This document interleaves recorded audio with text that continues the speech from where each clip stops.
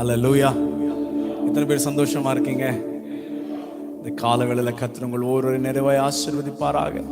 40 நாட்கள் தேவ சமூகத்தில் இருந்த மோசே, தேவ பிரசன்னத்திற்குள்ளாக இருந்த மோசே, 40 நாட்கள் முடிந்து மலையிலிருந்து கீழே இறங்கி வருகிறப்போ ஜனங்கள் என்ன சொன்னாங்க?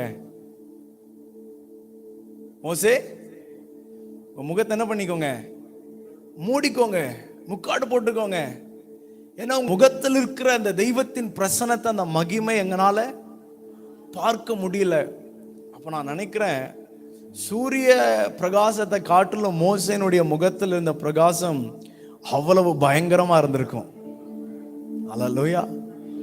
430 வருஷம் அடிமைத்தனத்தில் இருக்கிறவர்களை ஒரே ராத்திரியில கர்த்தர் அவர்களை மோசையை கொண்டு விடுதலை ஆக்கி கொண்டு வந்தார். ஆமென். பார்வோனை அலறிவிட்ட மோசே, மோசே சொல்றதெல்லாம் நடக்குது. மோசே எதை போட்டாலும் அற்புதமாகுது, எதை தொட்டாலும் அற்புதமாகுது. பார்வோன் பயந்துட்டான், பார்வோனையும் அலற விட்டுட்டான். இந்த மாதிரி நிறைய அற்புதங்களை செஞ்சாலும் ஒரு சமயம் தெய்வ பிரசன்னத்திற்குள்ள, தேவனுடைய மகிமைக்குள்ள மோசேனால கூட ஏறி போக முடியல.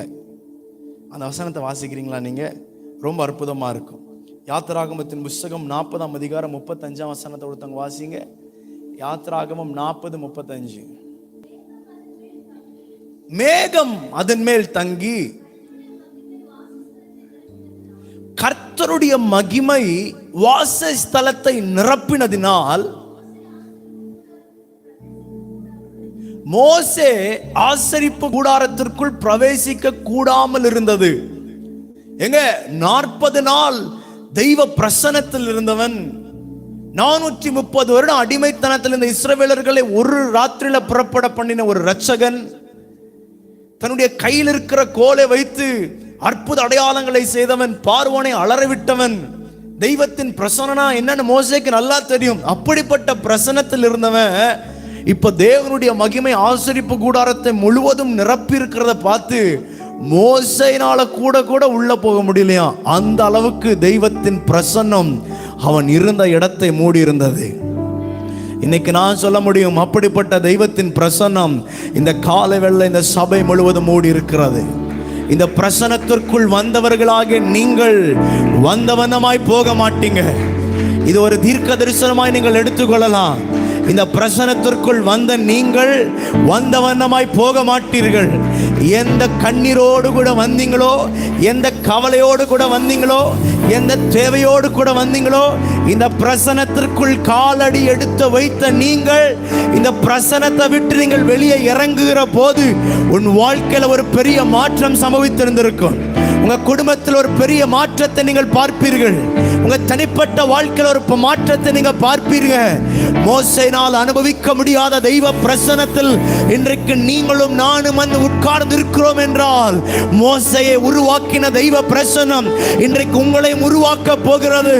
மோசேயிடத்தில் ஆண்டவர் சொன்னார், மோசே, நீ நிற்கிற பூமி பரிசுத்த பூமி, உன் கால்களில் இருக்கிற பாதரட்சிகளை அவிழ்த்து போடு. மோசேயிடத்தில் ஆண்டவர் முச்சடிலிருந்து பேசின போது மோசே பயந்து போனார். ஆண்டவர் சொன்னாரு, மோசே, இந்த அக்கினி உன்னை பட்சித்து போடுகிற, அழித்து போடுகிற அக்கினி அல்ல, இந்த அக்கினி உன்னை உருவாக்குகிற அக்கினி. ஹல்லேலூயா. தெய்வத்தின் பிரசன்னம் உங்களை அழித்து போடுகிற பிரசன்னம் அல்ல, தெய்வ பிரசன்னம் உங்களை உருவாக்கும். தெய்வத்தின் அபிஷேகத்தின் அக்கினி உங்களை அழித்து போடாது, தெய்வ பிரசன்னத்தின் அக்கினி உங்களை உருவாக்கும். ஹல்லேலூயா. இது என்னோட செய்தியின் தலைப்புல ஆண்டவர் எனக்கு ஞாபகப்படுத்தினார். அது உங்களுக்காக நான் சொன்னேன். தெய்வ பிரசன்னம் நம்மை மூடி இருக்கிறது. ஆமென். ஜெபசந்தியோடு கூட தேவனுடைய வார்த்தைகளை நாம் கேட்போம். கர்த்தர் இந்த காலையில் நம்மோடு கூட பேசுவாராக. 2 ராஜாக்களின் புஸ்தகம் 19வது அதிகாரம் அதனுடைய 30வது வசனத்திற்கு நேராக நம்முடைய வேதத்தை திருப்பிக் கொள்வோம். 2 Kings chapter 19 verses 30. 2 ராஜாக்களின் புஸ்தகம் 19ஆம் அதிகாரம் 30வது வசனத்தை சத்தம் உயர்த்தி ஒருவர் வாசிக்க கேட்போம். யூதா வம்சத்தாரில் தப்பி மீந்திருக்கிறவர்கள் மறுபடியும் கீழே வேர்பற்றி மேலே கனி கொடுப்பார்கள். இன்னொருத்தவங்க சத்தமா வாசிப்போமா? யூதா வம்சத்தாரில் தப்பி மீந்திருக்கிறவர்கள் மறுபடியும் கீழே வேர்பற்றி மேலே கனி கொடுப்பார்கள். இந்த காலவேளையில் ஆண்டவர் உங்களுக்கு தீர்க்க தரிசனமா இந்த வார்த்தையை சொல்ல விரும்புகிறார். என் ஜனங்களாகிய நீங்கள், இந்த காலவேளையில் என் சமூகத்திற்கு வந்திருக்கிறவர்களாகிய நீங்கள், உங்களை பார்த்து சர்வ வல்லவர் இந்த காலவேளையில் சொல்றாரு, மறுபடியும் என் ஜனங்கள் கீழே வேர்பற்றி மேலே கனி கொடுக்க போகிறார்கள். ஒரு ஹல்லேலூயா சொல்ல மாட்டீங்களா? உங்க வாழ்க்கையில் இருக்கிற வறட்சிகளை எல்லாம் செழிப்பாய் மாற்றி, உங்க வாழ்க்கையில ஆண்டவருக்காக கனி கொடுக்க முடியாத படிக்கு என்னென்ன வறட்சியின் சீதோஷண நிலைகள் இருந்ததோ, இந்த காலவேளை அந்த சீதோஷண நிலைகள் எல்லாம் கர்த்தர் மாற்றி உங்கள் வேரை பூமி கடியில ஆழமாய் கொண்டு போய் மேல எப்படி பழங்களை கொடுக்குதோ செடி கொடிகள், அது போல உங்க வாழ்க்கைய ஆவிக்குரிய ஜீவிதத்தில், உன்னுடைய தனிப்பட்ட வாழ்க்கையா இருந்தாலும் சரி, உங்க குடும்ப ஜீவிதமா இருந்தாலும் சரி, உங்க பொருளாதார வாழ்க்கையா இருந்தாலும் சரி, இந்த காலவேளை சர்வ வல்லவர் சொல்றாரு, மறுபடியும் கீழே வேர்பற்றி என் ஜனங்கள் மேலே கனி கொடுப்பார்கள். கைகளை தட்டி ஆண்டவரை மகிமைப்படுத்துங்க. இந்த வாக்கு தத்தத்துக்காக ஆண்டவருக்கு நன்றி சொல்லுங்க. எசேக்கியா ராஜா அரசாண்ட வருஷத்திலே அசிரிய நாட்டு ராஜாவாகிய சனகரிப்பு எசேக்கியா ராஜாவுக்கு விரோதமாய் அவன் யுத்தம் தொடுக்கிறான். அந்நாட்களிலே அசிரிய பேரரசு மிகப்பெரிய ஒரு வல்லரசு நாடா இருந்தது. எல்லா நாடுகளையும் தன்னுடைய கைவசத்தில் வைத்திருந்தான். எல்லா ஜனங்களையும் அவன் கைப்பற்றி கப்பல் கட்ட சொல்றது, கடினமான வேலை கொடுக்கிறது. அசிரிய ராஜான்னு சொன்னா, சனகரிப்புன்னு சொன்னா எல்லாருக்கும் பயம் நடுக்கம் அப்படி இருக்கும். எல்லா நாடுகளையும் தன் வசப்படுத்தினான். கடைசியில் அவனுக்கு இருக்கிற ஒரே ஒரு நாடு, ஒரே ஒரு ராஜா யாருன்னு கேட்டா எசேக்கியா ராஜா. இந்த எசேக்கியா ராஜா எப்படிப்பட்டவர்? 2 ராஜாக்களின் புத்தகம் 18வது அதிகாரம் 3, 4, 5, 6, 7 வசனம் நீங்க வாசிக்கிற போது 18ஆம் அதிகாரத்துடைய 3, 4, 5, 6, 7 வசனத்தை வாசிங்க. மாறி மாறி வாசிப்போம்.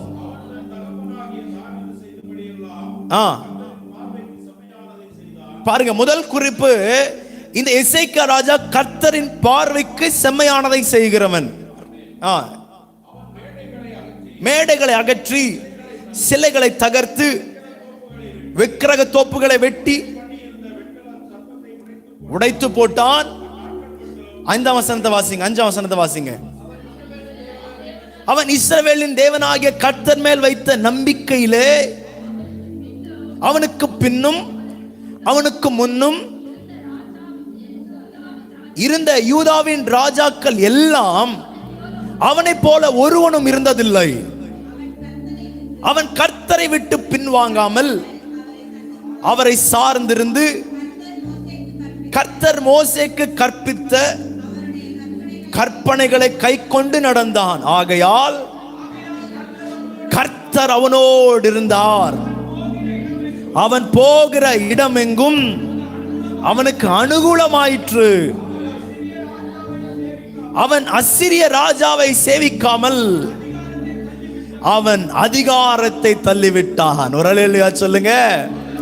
எல்லா ராஜாவுக்கும் சனகரிப்பை பார்த்தா ஒரு பயம், நடுக்கம், எல்லாம் நடுங்கி போயிடுவாங்க. பயங்கரமான ராஜா, எல்லாவற்றையும் தன்னுடைய கட்டுப்பாட்டுக்குள் வைத்திருந்தவன். இவன் வரான் அப்படின்னு சொன்னாலே ராஜாக்கள் சரணடைஞ்சிருவாங்க. எங்க கூட யுத்தத்துக்கு வராதீங்க, நாங்களே வந்து சரணடைஞ்சிரும் சொல்லி சரணடைஞ்சிருவாங்க. அவ்வளவு பயங்கரமானவன். ஆனா தேவனுக்கு பிரியமானவன், தேவனுடைய இருதயத்திற்கு செம்மையானவன், தேவனுடைய சத்தத்தை கேட்கிறவன், தேவனுடைய சித்தம் செய்கிற எசேக்கியா ராஜாவை குறித்து வசனம் சொல்லுகிறது, அவன் அவனுடைய அதிகாரத்தை தள்ளிவிட்டான். யாருங்க கீழே வேர் பற்றி மேல கனி கொடுக்க முடியும்? எல்லாரும் கீழே வேர் பற்றி மேல கனி கொடுக்க முடியும் நினைக்கிறீங்களா? முடியாது. எந்த ஒரு மனிதன் தேவனுடைய சித்தத்தின்படி செய்கிறானோ, எந்த ஒரு மனிதன் தேவனுக்கு செம்மையானதை செய்கிறானோ, இவனை குறித்து வசனம் சொல்கிறது, விக்கிரக தோப்புகளை அவன் அகற்றினான், மேடைகளை அவன் அகற்றினான், சிலைகளை அவன் தகர்த்து போட்டான், தன் தகப்பனாகிய தாவீது செய்தபடியெல்லாம் கர்த்தருக்கு செம்மையானதை செய்தபடியினாலே வசனம் சொல்லுகிறது, அவன் கீழே வேர்பற்றி மேலே கனி கொடுப்பான். அல்லேலூயா சொல்ல மாட்டீங்களா? இப்படிப்பட்டவனுக்கு விரோதமா தான் யார் வரான்னு பார்த்தா சனகரிப்பு ராஜா வரார். அவர் யாரு? 18ஆம் அதிகாரத்தினுடைய 13ஆம் வசனத்தை நீங்க வாசிக்கிற போது, எசேக்கியா 14ஆம் வருஷத்திலே யூதாவில் இருக்கிற அரணான சகல பட்டணங்களுக்கும் விரோதமாய் வந்து அவைகளை பிடித்தான். பல நாடுகளை வென்றவன். யூதாவின் பல பட்டணங்களையும் கோட்டைகளையும் தன்னுடைய கட்டுப்பாட்டிற்குள் வைத்தான். இறுதியிலே எருசலேம் நகரத்தையும் பிடிக்கலாம் என்று வருகிற போதுதான் சில காலகட்ட சூழ்நிலைகள் இந்த இடத்துல மாறுகிறதை நம்மால் பார்க்க முடியும். அல்லேலூயா சொல்லுங்க.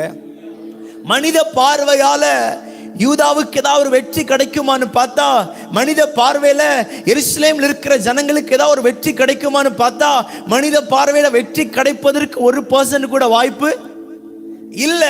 ஏன்னா அவன் யூதாவை சுற்றிலும் முற்றுகை போட்டு வைத்திருக்கிறான். யாரு வெளியும் போக முடியாது, உள்ளேயும் வர முடியாது. முற்றுகை, சுற்றிலும் முற்றுகை போட்டுட்டான். கொல்ல முடிஞ்சவர்களை கொன்னுட்டு சிறைப்பிடிக்க வேண்டியவர்களை சிறைப்பிடித்து வைத்திருக்கிறான். இன்று உங்க வாழ்க்கையில, உங்க வாழ்க்கை ஒருவேளை பிசாசினால முற்றுகை போடப்பட்ட ஒரு சூழ்நிலை இருக்கலாம். என்னால எதுவுமே செய்ய முடியலைங்க. எந்த ஸ்டெப் எடுத்து வச்சாலும் அங்க ஒரு போராட்டம் வருது. எந்த பக்கம் திரும்பினாலும் அங்க ஒரு பிரச்சனை வருது. எதை செஞ்சாலும் ஒரு அடி ஏறுறேன், 2 அடி கீழே இறங்கிடுறேன். என்னால எதுவுமே பண்ண முடியல. சத்ரு முற்றுகை போட்ட ஒரு சூழ்நிலை, குடும்பத்தில் போராட்டம் என்கிற ஒரு சூழ்நிலை, வேலை செய்கிற இடத்துல எதிர்ப்பு என்கிற ஒரு சூழ்நிலை, பிரச்சனை, பொருளாதாரத்தில் நெருக்கடி.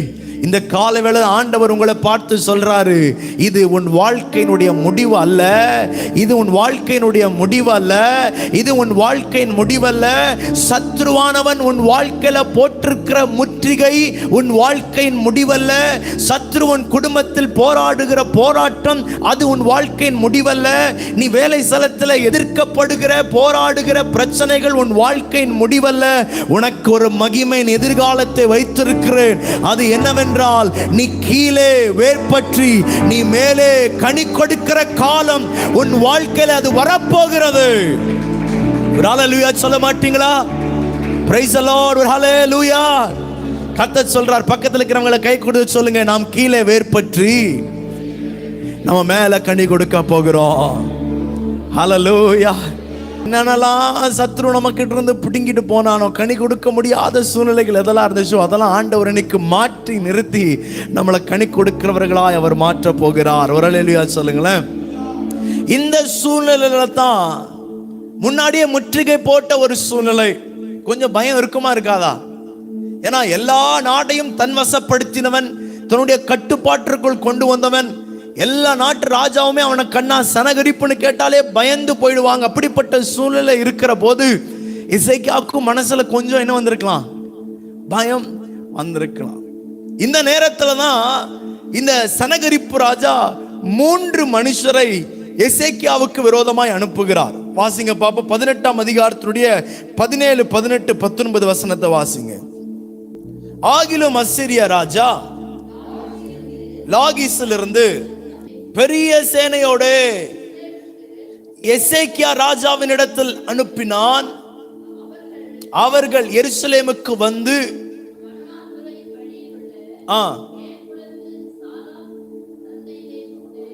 சாலக தண்டையிலே நின்று ராஜாவை அழைப்பித்தார்கள். அப்பொழுது எலியாக்கீம் என்னும் அரண்மனை விசாரிப்புக்காரனும் செப்னா என்னும் சம்பிரதியும் யோவாக் என்னும் கணக்கனும் அவர்களிடத்தில் புறப்பட்டு போனார்கள். 19ஆம் வசனத்தை ரொம்ப கேர்ஃபுல்லா கவனிங்க. ரப்சாக்கே அவர்களை நோக்கி, அசீரியா ராஜாவாகிய மகா ராஜாவானவர் உரைக்கிறதும் நீங்கள் எசேக்கியாவுக்கு சொல்ல வேண்டியதும் என்னவென்றால், நீ நம்பி இருக்கிற இந்த நம்பிக்கை என்ன? யார் இந்த ரப்சாக்கே அப்படி நீங்க பாத்தீங்கன்னா, அசீரியா ராஜாவினுடைய ஒரு மிக உயர்ந்த பொறுப்பில் இருக்கிறவன் இந்த ரப்சாக்கே. சனகரிப்புக்கு ஒரு முக்கிய பிரதிநிதியா இருக்கிறவன். ஏதாவது ஒன்று சொல்லி அனுப்பணும்னா இந்த ரப்சாக்கே கிட்ட தான் அந்த ராஜா சொல்லி அனுப்புவாரு. எதிராளி நாடுகள் கிட்டலாம் போய் அவர் சொல்லுவாரு. ராஜா சொல்றத போய் இவர் சொல்லிட்டு வருவார். சனகரிப்பு யூதாவை தாக்க வந்த போது, எருசலேமை தன்னுடைய கட்டுப்பாட்டிற்குள் பிடிக்க வருவதற்கு முன் மக்களுடைய மனதை உடைக்க ரப்சாக்கை சனகரிப்பு பயன்படுத்தினான். ரொம்ப ஈஸியா சொன்னோம் அப்படின்னா, பிசாசு ரொம்ப தந்திரம் உள்ளவன், பயங்கர தந்திரசாலை. அவன் என்ன பண்ணுவானா, முதல்ல அவன் தன்னுடைய வாள் இருக்கு தெரியுமா, வாள், சண்டை போடுவாங்கல்ல யுத்தத்திற்கு, அவன் தன்னுடைய வாளை அனுப்புறதற்கு முன்னாடி தன்னுடைய வார்த்தையை அனுப்புவான். பிசாசு ரொம்ப தந்திரசாலி. நம்முடைய வாழ்க்கையில கூட பிசாசு சண்டைக்கு நேருக்கு நேர் வரானான்னு பார்த்தீங்கன்னா, ஃபர்ஸ்ட் நேருக்கு நேர் வரமாட்டான். அவன் தன்னுடைய வார்த்தை உங்களுக்கு நேராக அனுப்புவான். அந்த வார்த்தையில் நீங்கள் எப்படி உடஞ்சு போறீங்களா, நொறுக்கப்படுறீங்களா, தகர்க்கப்படுறீங்களா என்றதை பார்த்து தான் அடுத்த ஸ்டெப்புக்கு போவான். எதிராளி எப்பவுமே வீழ்த்துறதற்கு முன் நம்முடைய மனதை அவன் உடைக்க பார்ப்பான். சொல்றது புரியுதா? நேரா சண்டைக்கு வந்து உங்க கூட சண்டை போடுவானான்னு கேட்டா அது கொஞ்சம் லேட் ஆகும், கொஞ்சம் தாமதமாகும். ஆனால் மனதை அவன் உடைக்க பார்ப்பான். சில வார்த்தைகள் மூலமாய், சில நம்ம பார்க்கிற சூழ்நிலைகள் மூலமாய் அவன் நம்மை உடைக்க பார்ப்பான். ஆனால் இந்த கால வேளையில் ஆண்டவர் சொல்றாரு, உனக்கு விரோதமாய் எவ்வளோ எத்தனிக்கிற எதிர்ப்புகள் வந்தாலும், எவ்வளோ எத்தனிக்கிற சத்துருடைய போராட்டங்கள் வந்தாலும் அவர் சொல்றார், எசேக்கியாவே நீ பயப்படாத, நான் உன் பட்சத்தில் இருக்கிறேன். ஹல்லேலூயா. உங்க இருதயத்தின் மேல கை வச்சு சொல்லுங்க, என் இருதயத்தை உடைக்கிற எந்த காரியங்கள் வந்தாலும் அதை குறித்து நான் பயப்பட மாட்டேன். ஏனென்றால் எனக்கு உதவி செய்கிறவர், அவர் என் பட்சத்தில் அவர் இருக்கிறார். ஒரு ஹல்லேலூயா சொல்லுங்களேன். சனகரிப்பு முதல்ல வாளை அனுப்புவதற்கு முன்னாடி தம்முடைய வார்த்தையை அனுப்பினான். வார்த்தை என்கிற ரப்சாக்கே அனுப்பினான். பாருங்க, எலியா கூட எல்லா தீர்க்கதரிசிகளும் வெட்டி போட்டதுக்கு அப்புறம் எசபேல் ஒரு சாதாரண பெண்மணி இவங்கிட்ட கை நீட்டி சவால் விடுறா. என்ன சொல்றா? நாளைக்கு இந்நேரத்தில் உனக்கு என்ன சம்பவிக்கும் நீ பார். ஃபர்ஸ்ட் வாள் அனுப்புனாளா, வார்த்தை அனுப்புனாளா? வார்த்தை. அவ்வளோ தீர்க்கதரிசிகளை கொன்று போட்டவன், கர்த்தருக்காக வெகு பக்தி வைராக்கியமா இருந்தவன், தேவனுடைய பட்சத்தில் நின்றவன் எலியா தீர்க்கதரிசி. ஆனால் ஒரு பெண் சொன்ன வார்த்தையை கண்டு அவன் பயந்து போனான், நடுநடுங்கி போனான். இன்றைக்குமே பிசாசு உங்ககிட்ட நேர யுத்தத்திற்கு வருவானான்னு கேட்டா இல்ல, உங்களுடைய மனதை அவன் தொட விரும்புவான். வார்த்தையின் மூலமா உங்களிடத்தில் நெருங்க விரும்புவான். நீங்க சொல்லணும், சத்துருவே உனக்கு என்னிடத்தில் பங்கு ஒன்றும் கிடையாது. நீ என்ன வார்த்தைகளை சொன்னாலும் உன்னுடைய வார்த்தைகள் எனக்குள் வருவதற்கு நான் இடம் கொடுக்க மாட்டேன். ஏன்னா நான் கேட்கிறது ஒரே ஒருத்தருடைய வார்த்தை, அவர்தான் நான் ஆராதிக்கிற என் சர்வ வல்லவருடைய வார்த்தை. ஒரு ஹல்லேலூயா சொல்லுங்களேன். இப்படிப்பட்ட சூழ்நிலை தான் இந்த ரப்சாக்கே எசேக்கியா ராஜாவினுடைய தைரியத்தை குலைத்து போடுகிற விதமாய், யூதா ஜனங்களுடைய தைரியத்தை குலைத்து போடுகிற விதமாய் 4 விதமான கேள்விகளை அவன் கேட்கிறான். முதல் கேள்வியை தான் நம்ம இப்ப வாசிச்சோம். 18ஆம் அதிகாரத்தினுடைய 19ஆம் வசனத்துடைய பின்பகுதி வாசிக்கிற போது, நீ நம்பி இருக்கிற இந்த நம்பிக்கை. ஃபர்ஸ்ட் கேள்வி என்ன கேட்கிறான்? நீ நம்பி இருக்கிற இந்த நம்பிக்கை. ஏன்னா இவங்களுக்கு ஒரு நம்பிக்கை இருக்கு, என் தேவன் எனக்கு உதவி செய்வார். ஜனங்களுக்கு ஒரு நம்பிக்கை இருக்கு, கர்த்தர் எங்களுக்காக யுத்தம் பண்ணுவார், கர்த்தர் எங்கள் பட்சத்தில் இருக்கிறார்.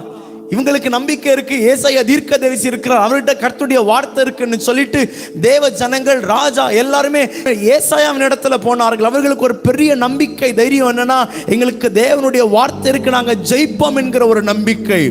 ஆனால் சனகரிப்பு ராஜாவின் மூலமாய் அனுப்பப்பட்ட ரப்சாக்கே இவர்களுடைய நம்பிக்கை அற்றுப்போக பண்ணும்படியாக கேட்ட முதல் கேள்வி என்னன்னா, நீ நம்பி இருக்கிற இந்த நம்பிக்கை என்ன? பயப்படுத்துகிற குரல். சத்ருங்க கிட்ட வந்து உங்களை பயப்படுத்துவான். நீ என்னப்பா நம்பி இருக்க? சர்ச்சுன்னு போற, ஜபன்னு போற, உபவாசம் நீ எடுக்கிற, என்ன நம்பிக்கை உனக்கு, என்ன நடக்கும் நீ நம்புற?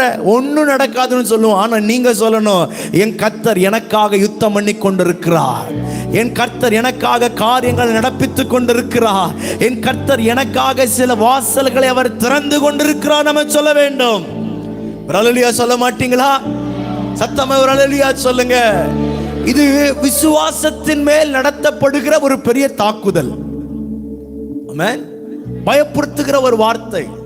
நம்ம ஆண்டவர் மேல நம்பிக்கை வச்சிருப்போம். போராட்டம் பிரச்சனை இருந்தாலும் சரி நம்ம சர்ச்சுக்கு போலாம், நம்ம சர்ச்சுக்கு வருவோம். சர்ச் முடிஞ்சு போகும்போதே ஒருத்தர் நம்மளை பார்த்து கேட்பான், என்ன உன் நம்பிக்கை என்ன, நீ என்ன பண்ண போற, உன் குடும்பத்தின் சூழ்நிலை என்ன? நம்ம அந்த நேரத்தில் பயப்படக்கூடாது. நம்ம பயப்படாம சொல்லணும், என் தேவன் எனக்காக அவர் யாவையும் செய்வார், என் தேவன் எனக்காக அவர் யுத்தம் பண்ணி கொண்டிருக்கிறார். இவ்வளவு போராட்டங்கள் வந்த போது, இவ்வளவு பிரச்சனைகள் வந்த போதும் யூதாவை முற்றுகை போட்டிருக்கிறாங்க, எருசலேமை முற்றுகை போட்டிருக்காங்க. ஒருத்தன் வெளியும் போக முடியாது, ஒருத்தன் உள்ளேயும் வர முடியாது. இந்த நேரத்தில் எசேக்கியா சொல்றார், ஆண்டவரே நான் உம்மை மாத்திரமே நான் சார்ந்திருக்கிறேன் ஆண்டவரே. அல்லேலூயா சொல்லுங்க. யோசபாத் சொன்னார், யோசபாத்துக்கு விரோதமாய் 3 தேசத்தார் வந்தாங்கல்ல, 2 நாளாகமம் 20ஆம் அதிகாரத்தில் வாசிக்க முடியும். அப்ப சொல்றார், ஆண்டவரே இவ்வளோ கூட்டமான ஜனங்களுக்கு முன்பாக நிற்க எங்களுக்கு பலன் இல்லை, நாங்க என்ன செய்வோம் என்பதும் எங்களுக்கு தெரியல. ஆனா ஒன்னே ஒண்ணு மாத்திரம் பண்றோம், எங்க கண்கள் உமையே நோக்கி கொண்டிருக்கும் ஆண்டவரே. அல்லேலூயா சொல்லுங்க. போராட்டங்களை பார்த்து பயப்படாதவர்கள் தேவ பிள்ளைகள், பிரச்சனைகளை பார்த்து பயப்படாதவர்கள் தேவ பிள்ளைகள், பயமுறுத்துகிற வார்த்தைகளை கேட்டு பயப்படாதவர்கள் தேவ பிள்ளைகள். ஏன்னா நமக்குள் இருக்கிறவர் அவர் பெரியவர், நமக்கு உதவி செய்கிறவர் அவர் பெரியவர், நம்முடைய சூழ்நிலைகளை மாற்றி அமைக்கிறவர் பெரியவர். இந்த காலவேளையில் ஆண்டவர் சொல்றாரு, பயமுறுத்துகிற குரல்களை கேட்டு பயந்து வந்திருக்கிற தேவ பிள்ளையே, இன்னைக்கு ஆண்டவர் சொல்றார், உன்னை பலப்படுத்துகிற விதமாய் உனக்காக வாசல்களை நான் திறந்து கொண்டிருக்கிறேன், உனக்காக அடைக்கப்பட்ட முற்றுகை போட்டிருக்கிற வாசல்களை நான் திறக்கிறேன். ஓ ஷகராதாடாலபா, உன் ஜெபம் என்னாச்சு, உன் உபவாசம் என்னாச்சு, ஆண்டவரை தேடி ஓடி என்னாச்சுன்னு உலகம் கேட்கிற போது நீங்க சொல்லணும், என் தேவன் எனக்காக வாசல்களை அவர் திறக்கிறார். Praise the Lord. இரண்டாவது அவன் கேட்ட கேள்வி 18ஆம் அதிகாரத்துடைய 30ஆம் வசனத்தை வாசிங்க. 2 ராஜாக்கள் 18:30. கர்த்தர் நம்மை நிச்சயமாய் தப்புவிப்பார், இந்த நகரம் அசிரிய ராஜாவின் கையில் ஒப்புக் கொடுக்கப்படுவதில்லை என்று சொல்லி எசேக்கியா உங்களை கர்த்தரை நம்ப பண்ணுவான், அதற்கு இடம் கொடாதிருங்கள் என்று சனகரிப்பு ராஜா சொல்லுகிறார். இது 2வது குரல். என்ன குரல்னா சந்தேகப்படுத்துகிற குரல். எசேக்கியா தேவ பிள்ளைகளை தெய்வத்தின் பட்சத்தில் திருப்பி நிறுத்தி வைத்திருக்கிறார். ஜனமே, உலகத்தை பார்க்காத, பிரச்சனையை பார்க்காத, போராட்டத்தை பார்க்காத, நம்ம பார்க்க வேண்டியதெல்லாம் ஒத்தாசை வருகிற பர்வதத்தை நாம் நோக்கி பார்க்கணும், விடுதலை கொடுக்கிற பர்வதத்தை நாம் நோக்கி பார்க்கணும்னு சொல்லி ஜனங்களை தன் பட்சத்தில் கொண்டு வந்து தேவனை நோக்கி பார்க்க பண்ணி கொண்டிருக்கிற போது சனகரிப்பின் ராஜா மூலமா அனுப்பப்பட்டவன் வந்து சொல்றான், பாருங்க, கர்த்தர் நம்மை நிச்சயமாய் தப்புவிப்பார், இந்த நகரம் அசீரிய ராஜாவின் கையில் ஒப்புக் கொடுக்கப்படுவதில்லை என்று சொல்லி எசேக்கியா உங்களை கர்த்தரை நம்ப பண்ணுவார், அதற்கு இடம் கொடாதிருங்கள் என்று ராஜா சொல்லுகிறார். சந்தேகப்படுத்துகிற வார்த்தைகள். ஆதியாகமத்தின் புத்தகம் 3ஆம் அதிகாரத்துல 1 வசனத்துல ரொம்ப அருமையா இருக்கும். பிசாசு ஏவாள் இடத்துல வந்து கேட்கிறான், பாருங்க, தேவனாகிய கர்த்தர் சர்ப்பமானது தந்திரம் உள்ளதா இருந்தது, ஸ்திரீயை நோக்கி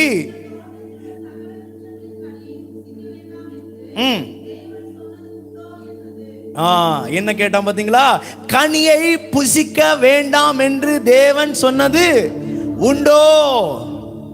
சந்தேகப்படுத்தான். ஆண்டவர் சொன்னாரா? சொல்லிருப்பாரா? இங்க ரப்சாக்கே வந்து சொல்றான், கர்த்தர் நம்மளை விடுவிப்பார், நிச்சயமாய் விடுவிப்பார், நிச்சயமாய் தப்பிப்பார்னு சொல்லி எசேக்கியா அவங்கள போய் சொல்லி அவன் பக்கத்துல உங்களை திருப்ப பார்க்கறான். நிச்சயமா அதை நடக்க போறதில்ல. என்னைக்கு நீங்க எங்க சனகரிப்பு ராஜாக்கு முன்பாக மண்டியிட்டே ஆகணும்னு சொல்லி ரப்சாக்கே வந்து சொல்லுகிறான். சந்தேகப்படுத்துகிற வார்த்தை. மத்தேயு சுவிசேஷம் 4ஆம் அதிகாரம் 3ஆம் வசனத்துல பிசாசு வந்து ஆண்டவரிடத்தில் வனாந்திரத்தில் 40 நாட்கள் தேவ சமூகத்தில் உபவாசிக்கிற இயேசுவின் இடத்துல வந்து பிசாசு சொல்றான் பாருங்க, சோதனைக்காரன் அவரிடத்தில் வந்து, நீர் தேவனுடைய குமாரனே ஆனால் இந்த கல்லுகள் அப்பங்களாகும்படி சொல்லும் என்றார். சந்தேகப்படுத்துகிற வார்த்தை. ஸ்தோத்திரம், அல்லேலூயா.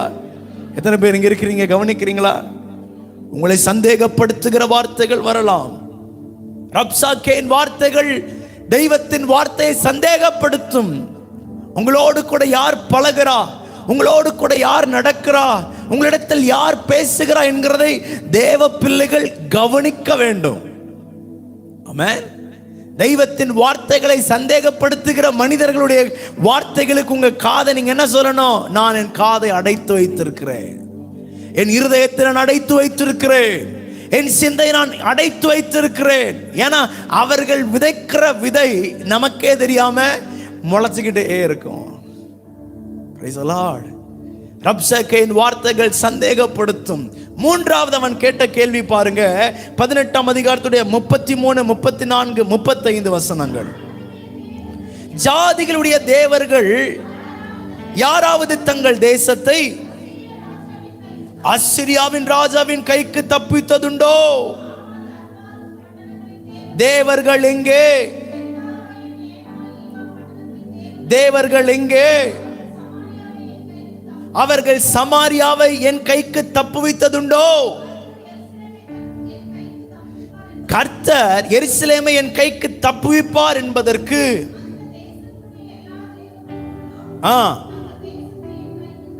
தங்கள் தேசத்தை என் கைக்கு தப்புவித்தவர் யார் என்கிறார் என்று சொன்னான். ஒப்பிடு பண்றான் பாருங்க. மற்ற தெய்வர்களோடு கூட யாரை ஒப்பிடுறானா? சர்வ வல்லவரை ஒப்பிடுகிறான்.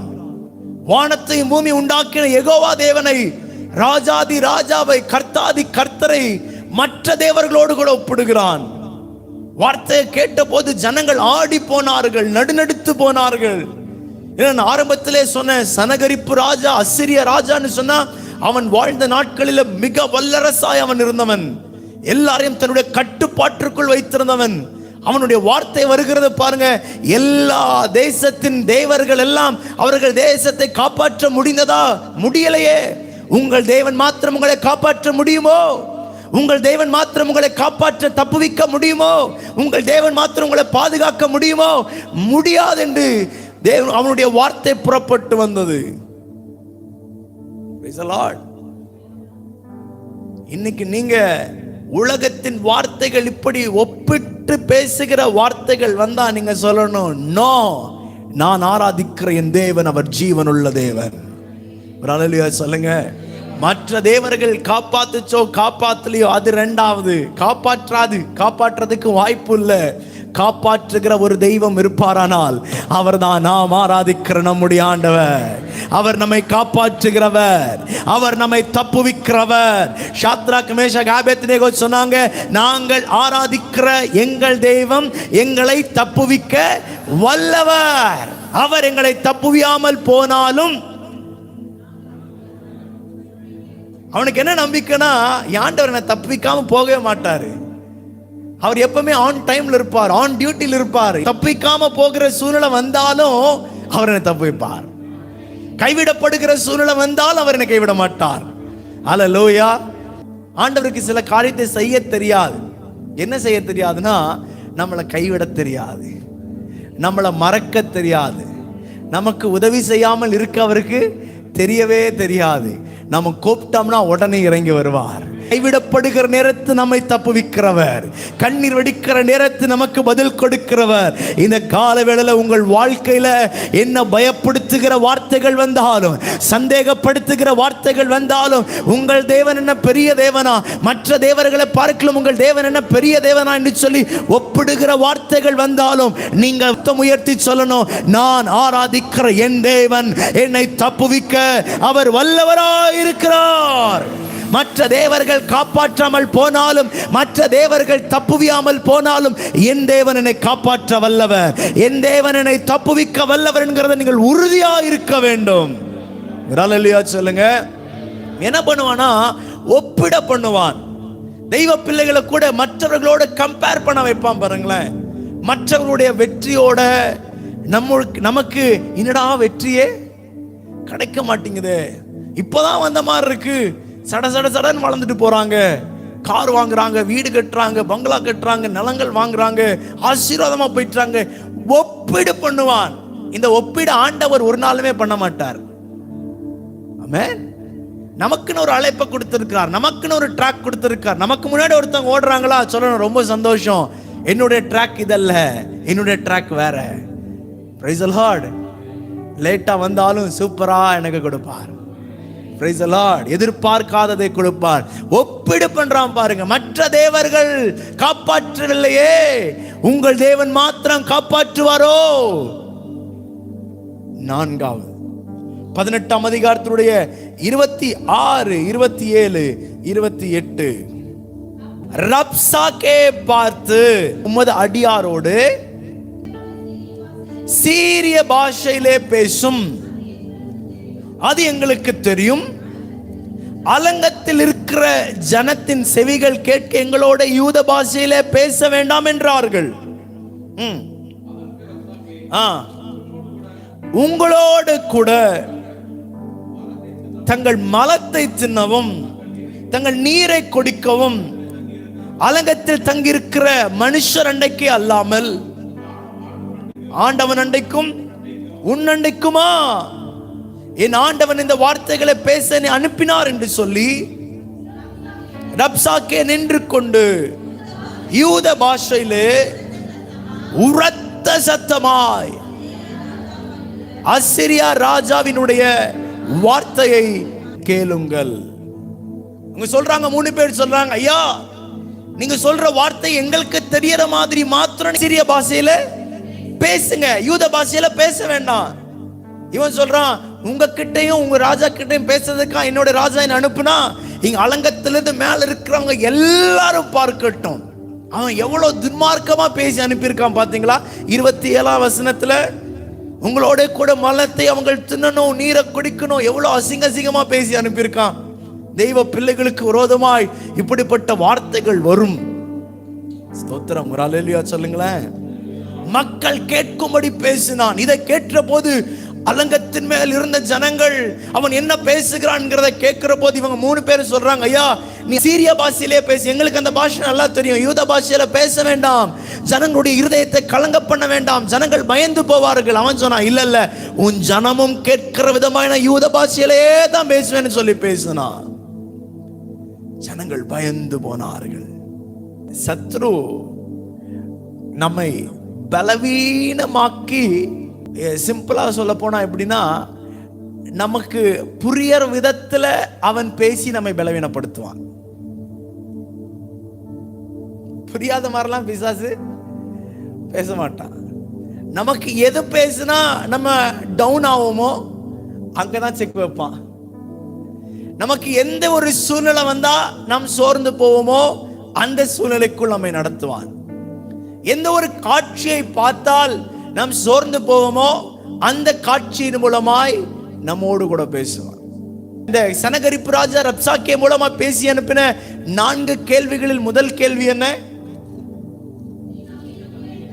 நீ நம்பி இருக்கிற இந்த நம்பிக்கை என்ன? 2வது கேள்வி என்ன? சந்தேகப்பட வைத்தான். சந்தேகப்பட வைத்தான். தப்புவிப்பாரோ? நிச்சயமாய் தப்புவிப்பாரோ? எசேக்கியா தன் பக்கத்தில் திருப்பின ஜனங்களை பார்த்து அவன் இப்படியாக சொல்லுகிறான். தப்புவிக்க வாய்ப்பில்லை. சந்தேகப்படுத்துகிற வார்த்தைகள். 3வது, மற்ற தேவர்களோடு கூட வானத்தையும் பூமியும் உண்டாக்கின யெகோவா தேவனை ஒப்பிடுகிறான். மற்ற தேவர்களாம் காப்பாற்றலே, சமாரியாவின் தேவன் காப்பாற்றினாரா? சமாரியாவை இல்லையே, உன் தேவன் மாத்திரம் உன்னை காப்பாற்றுவாரா? ஒப்பிடுகிறான். 4வது என்ன சொன்னா? மக்கள் கேட்கும்படி பலவீனப்படுத்தி பலவீனமான பாஷையில் அவர்களோடு கூட பேசினான். இந்த வார்த்தைகள் எல்லாம் எசேக்கியா ராஜா கேட்ட போது 19ஆம் அதிகாரத்தினுடைய 1, 2, 3 வசனங்களை வாசிங்க. கேட்ட போது தன் வஸ்திரங்களை கிழித்து ரட்டுடுத்திக் கொண்டு கர்த்தருடைய ஆலயத்தில் பிரவேசித்து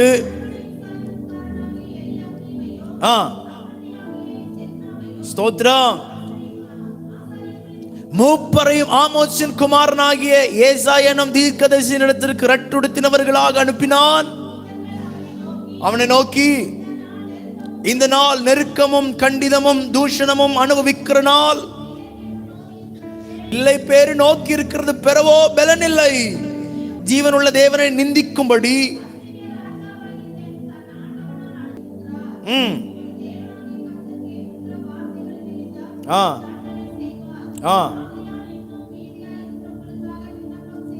விண்ணப்பம் செய்வீராக என்று எசேக்கியா சொல்ல சொன்னான் என்றார்கள். 5ஆம் வசனம், இவ்விதமா எசேக்கியா ராஜாவின் ஊழியக்காரர் ஏசாயின் இடத்தில் வந்து சொன்னார்கள். எசேக்கியா ராஜா மிகவும் இந்த வார்த்தைகளை கேட்டு பயந்து போனான், திடுதிடுக்கி போனான். என்ன பண்றதுன்னு தெரியல. ரட்டுடுத்தி கொண்டு வஸ்திரத்தை கிழித்து இவன் தேவனுடைய ஆலயத்திற்கு போனான். ஒரு அல்லேலூயா சொல்லுங்க.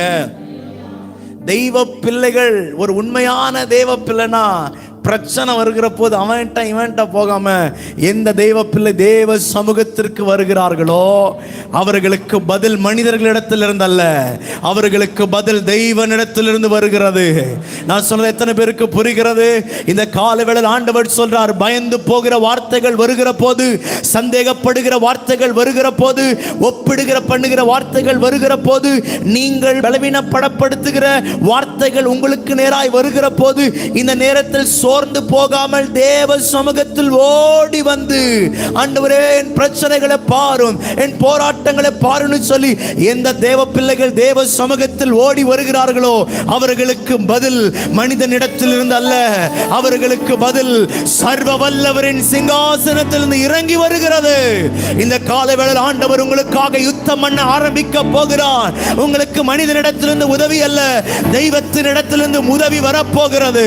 உங்களுக்கு உதவி செய்ய கர்த்தர் யுத்தத்தில் இறங்க போகிறார். ஓ எசேக்கியாவே, நீ இவ்வளவு நாள் பயந்தது போதும். இன்றைக்கு உனக்காக நான் யுத்த களத்தில் நான் இறங்க போகிறேன். இன்னைக்கு ப்ராஃபட்டிக்கல் ஆண்டவர் சில இடத்துல பேசுறாரு, உன் வாழ்க்கையில நான் இறங்க போகிறேன். ஓ ரிகா தரப், உன் சூழ்நிலைக்குள் நான் இறங்கி வர போகிறேன், உன் பிரச்சனைக்குள் நான் இறங்கி வர போகிறேன். பயப்படுத்துகிற வார்த்தைகள் மத்தியில் இருக்கிற தேவ பிள்ளையே, உன்னை பயப்படுத்தல, உன்னை தைரியப்படுத்த நான் வரப்போகிறேன். ஓ ஹalleluya. இவை எல்லாவற்றிலும் எசேக்கியாவின் இடத்தில் 2 ஆயுதங்கள் இருந்தது. 2 ஆயுதம், பயங்கரமான ஆயுதம். என்னன்னா, ஒன்னு மௌனம், 2வது ஜெபம். Price the Lord. ஹalleluya சொல்லுங்களேன். பாருங்க, 18ஆம் அதிகாரத்தினுடைய 36ஆம் வசனத்தை நீங்க வாசிங்க அப்படின்னா, ஆனாலும் ஜனங்கள் அவனுக்கு ஒரு வார்த்தையும் பிரதி உத்தரமாக சொல்லாமல் மௌனமாக இருந்தார்கள். அவனுக்கு மறு உத்தரவு சொல்ல வேண்டாம் என்று ராஜா கட்டளை இட்டிருந்தான். ஜனங்க போய் ஏதோ ஒன்று வளரிடுவாங்க, ஏதோ ஒன்று சொல்லிடுவாங்கன்னு சொல்லிட்டாரு, கட்டளை போட்டாரு. ஒருத்தனும் இந்த கேள்விகளுக்கு ஒருத்தனும் பதில் சொல்ல வேண்டாம். பதில் யார் சொல்லட்டும்? ஆண்டவர் சொல்லட்டும். இன்னைக்கு உங்களுக்கு விரோதமாய் வருகிற கேள்விகளுக்கு தெய்வ பிள்ளைகள் பதில் சொல்லணுமான்னு கேட்டா பதில் சொல்ல வேண்டாம். பதில் சொல்லுகிறவர் சர்வ வல்லவர், அவர் பதில் சொல்லட்டும். தேவ பிள்ளைகளுக்கு விரோதமாய், சபைகளுக்கு விரோதமாய் எத்தனிக்கிற எவ்வளோ பெரிய சனகரிப்பு வந்தாலும், எவ்வளோ பெரிய ராஜாக்கள் வந்தாலும், எவ்வளோ பெரிய மனிதர்கள் வந்தாலும், தேவ பிள்ளைகளிடத்தில் ஆண்டவர் சொல்றாரு, மௌனம் என்கிற ஆயுதத்தை உன் கரத்தில் ஏந்தி பிடி. உனக்காக நான் யுத்த களத்தில் நான் இறங்க போகிறேன். ஓ ஷாகா தாராபா லபரபரபா. 19ஆம் அதிகாரத்தினுடைய 14ஆம் வசனத்தை நீங்க வாசிங்கன்னா, 19-14, எசேக்கியா ஸ்தானாதிபதிகளின் கையில் இருந்த நிருபத்தை வாங்கி வாசித்த பின்பு அவன் கர்த்தரின் ஆலயத்திற்கு போய், ஓ ஹalleluya, அதை கர்த்தருக்கு முன்பாக விரித்தான். ஒரு அல்லேலூயா சொல்லுங்க. என்ன பண்ணிருப்பானா, அந்த பிரச்சனைகள் எல்லாம் தேவ சமூகத்துல கொண்டு போய், என்ன கவனிக்கிறீங்களா? அவனுடைய பிரச்சனைகளை தேவ சமூகத்தில் கொண்டு போய், ஆண்டவரே என் பிரச்சனைகளை பாரும், என் போராட்டங்களை பாரும். ஆண்டவரே, எனக்கு விரோதமாய் வந்திருக்கிற உம்முடைய ஜனமாகிய யூதாவுக்கு விரோதமாய், எருசலேம் பிள்ளைகளுக்கு விரோதமாய் வந்திருக்கிற பிரச்சனைகளை பாரும்னு சொல்லி தேவ சமூகத்தில் அது விரித்து தேவனுக்கு காண்பித்தான். உங்க வாழ்க்கையில் இருக்கிற பிரச்சனைகள் நீங்க யாருக்கு தெரியுமா காண்பிக்கணும்? தெய்வனுக்கு காண்பிக்கணும். இந்த தேவ பிள்ளைகள் தேவ பிரசன்னத்தில் பிரச்சனைகளை கொண்டு வந்து, ஆண்டவரே இதுதான் என் வாழ்க்கையின் சூழ்நிலை, இதுதான் என் வாழ்க்கையின் பிரச்சனை சொல்லி எசேக்கியா ராஜாவை போல உங்கள் வாழ்க்கையில் இருக்கிற பிரச்சனைகளை தேவனுக்கு நீங்கள் தெரியப்படுத்துகிறீர்களோ, ஆண்டவர் சொல்லார், நீ பயப்படாத எசேக்கியா, நீ மௌனமா இருந்தது நாட்கள் போதும், நீ உன்னுடைய ஜெபத்தின் நாட்கள் போதும். இந்த நாட்களுக்கு பிறகு நான் உனக்காக யுத்தம் பண்ணுகிறதை, நான் உனக்காக வழக்காடுகிறதை, நான் உன் பட்சத்தில் இறங்கி வருகிறதை உன் கண்கூடாய் நீ பார்க்க போகிறாய். ஒரு அல்லேலூயா சொல்லுங்களேன், சத்தமா ஒரு அல்லேலூயா சொல்லுங்க. எதிரியின் கேள்விகள், தூஷணமான வார்த்தைகள் கடிதத்தின் மூலமாய் தேவ சன்னிதானத்தில் ஏறெடுக்கப்பட்ட போது என்ன நடந்தது தெரியுமா? கர்த்தர் அவனுக்காக பதில் எழுதினார். நான் சொல்றது புரிஞ்சுதா? கேள்விகள் நிறைந்த கடிதங்கள், தூஷணம் நிறைந்த கடிதங்கள், வார்த்தைகள், நிருபங்கள் வந்திருக்கிற போது எசேக்கியா அந்த தேவ சமூகத்திற்கு காண்பிச்சிட்டார்ல. அந்த கேள்விகளுக்கெல்லாம் யார் பதில் எழுதினானா? ஆண்டவர் தன் கரத்தை வைத்து பதில் எழுதினார். இன்னைக்கு ஆண்டவர் உங்க வாழ்க்கையில சில பதில்களை எழுத விரும்புகிறார். உங்க வாழ்க்கையில சில ஹிஸ்டாரிக்கல் ஆன்சர்ஸ் அவர் எழுத விரும்புகிறார். உங்களுக்காக அவர் தம்முடைய கரத்தை வைத்து இந்த காலை வேளையில என் தேவ பிள்ளைக்காக என் கரத்தை கொண்டு நான் பதில் எழுத போகிறேன். ஓ ஷகபாலா தாராபாலா, ஜெபிக்காரமிங்க, ஜெபிக்காரமிங்க. உங்களுக்காக பதில் எழுதுகிற ஆண்டவர், உங்களுக்காக பதில் இறக்கி கொடுக்கிற ஆண்டவர்.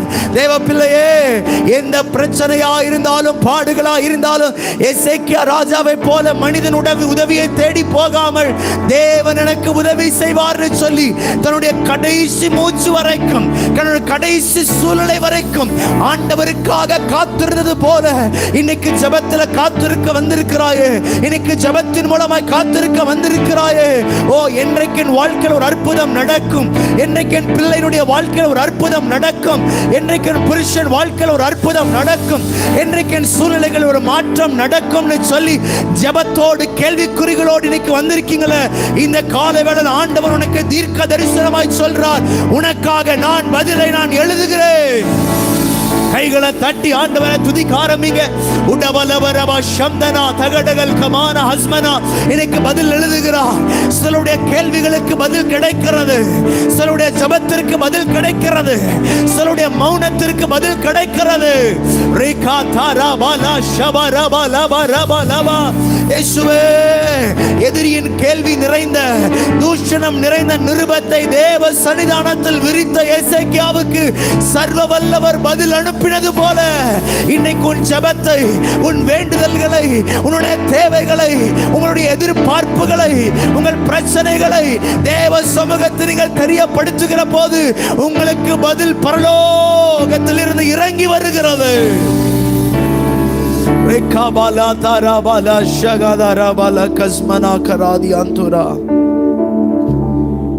நமக்காக யுத்தம் பண்ணுகிறவர் நம்முடைய ஆண்டவர். யோசபாத்துக்கு விரோதமாய் வென்ற 3 தேசத்தார ஒருத்தரா நின்று சமாளிச்சார்ல நம்முடைய ஆண்டவர். புறம் காட்டி ஓடுகிறவர் அல்ல, யுத்தத்தை முன்பாக நடத்துகிற தளபதியை நாம் ஆராதிக்கிறோம். ஹல்லேலூயா. சத்ரு வெள்ளம் போல வருகிற போது ஆண்டவர் துணியா காண ஓடுறாரான்னு பார்த்தா இல்ல, முன்னாடி நின்று ஏய் இறையாதே அமைதலா இருந்து சொல்லுகிறவர் நம்முடைய ஆண்டவர். காற்றும் கடலும் கொந்தளித்து வரலாம், பிரச்சனைகள் கொந்தளித்து வரலாம், சனகரிப்புகள் கொந்தளித்து வரலாம், தெய்வ பிள்ளைகளுக்கு விரோதமாய் போராட்டங்கள் கொந்தளித்து வரலாம், பிரச்சனைகள் கொந்தளித்து வரலாம், வியாதிகள் கொந்தளித்து வரலாம். காலவேளையிலே சர்வ வல்லவர் சொன்னார், இறையாதே அமைதலாயிரு. அவர் சொன்ன மாத்திரத்தில் காற்றும் கடலும் அவருடைய வார்த்தைக்கு கீழ்ப்படியும் என்று சொன்னார். உன் வாழ்க்கையில் இருக்கிற பிரச்சனைகள் இந்த காலவேளையிலே தேவனுடைய தீர்க்கதரிசியாய், தேவனுடைய அப்போஸ்தலனாய், ப்ராஃபட்டிக்கலாய் உங்களுக்கு மேல நான் டிக்ளேர் பண்றேன், உன் வாழ்க்கையில் வருகிற பிரச்சனைகளுக்கு சர்வ வல்லவர் இந்த காலவேளையில பதில் அனுப்புகிறார். ஓ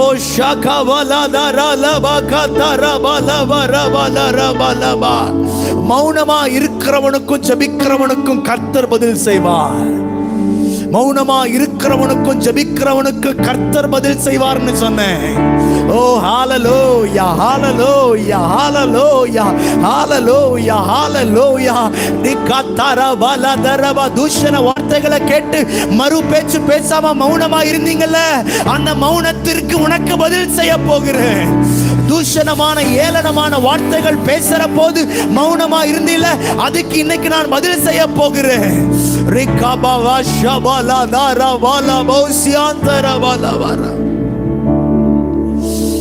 யெப்தா பலத்த பராக்கிரமசாலி.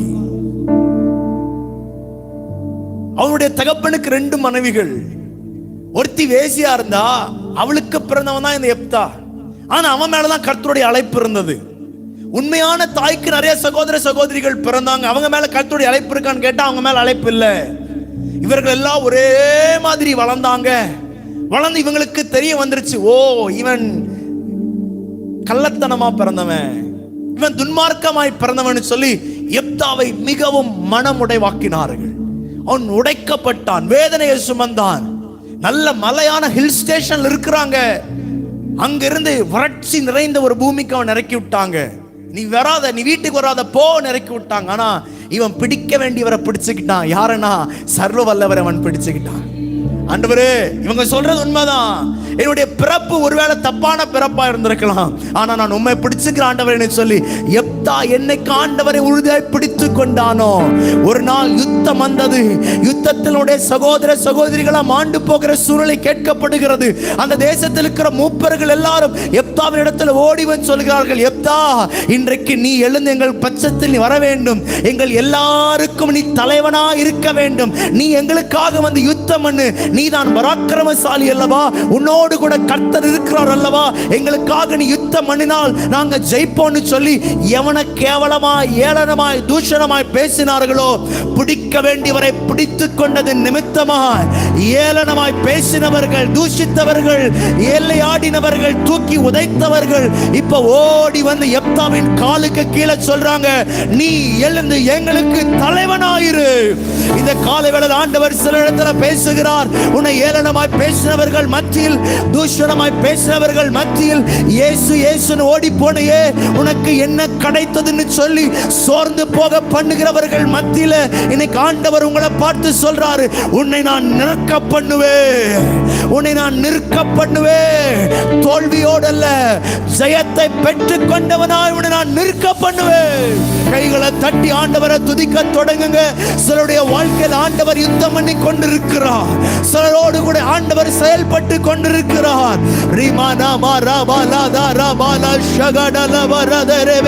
ஓ யுத்தத்தை நடப்பிக்கிறவர் நம்முடைய ஆண்டவர்.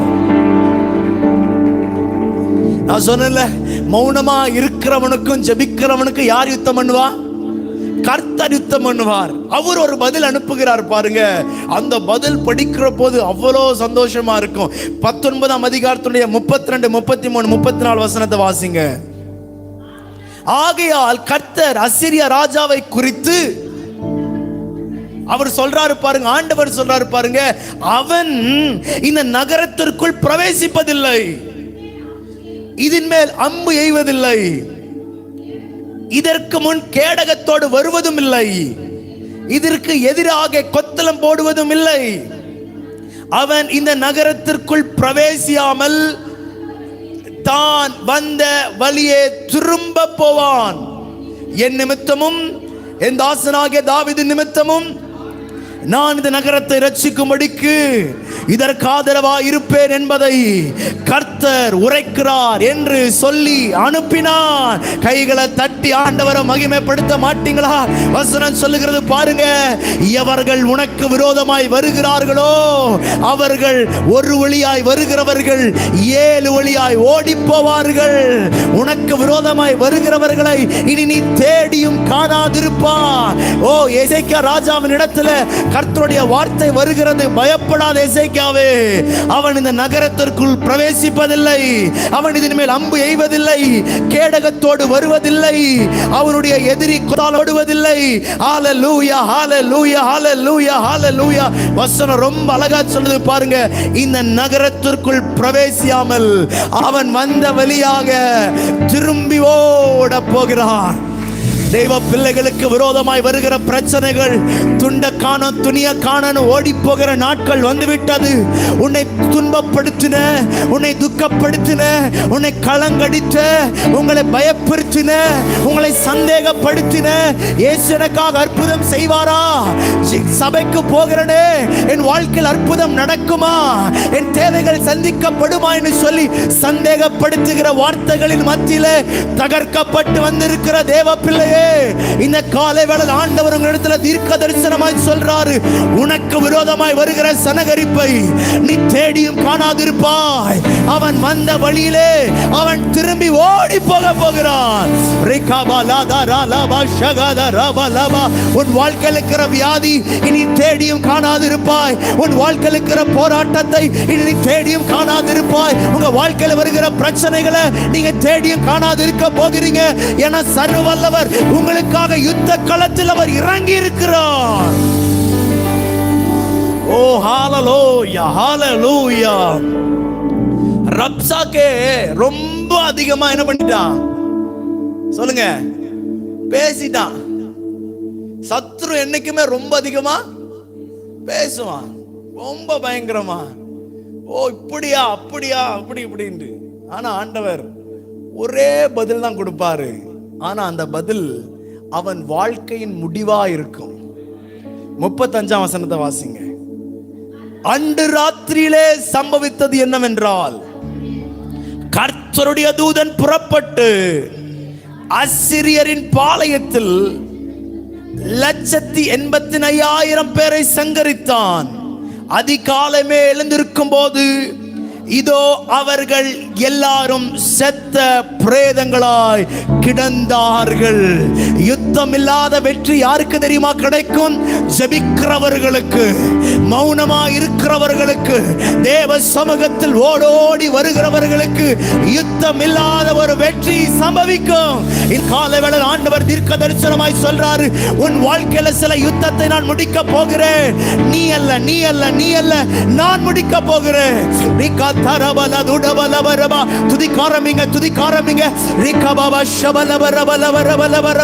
சில யுத்தத்தை நான் நடப்பிக்க போகிறேன், சில யுத்தத்தை நான் நடத்த போகிறேன்.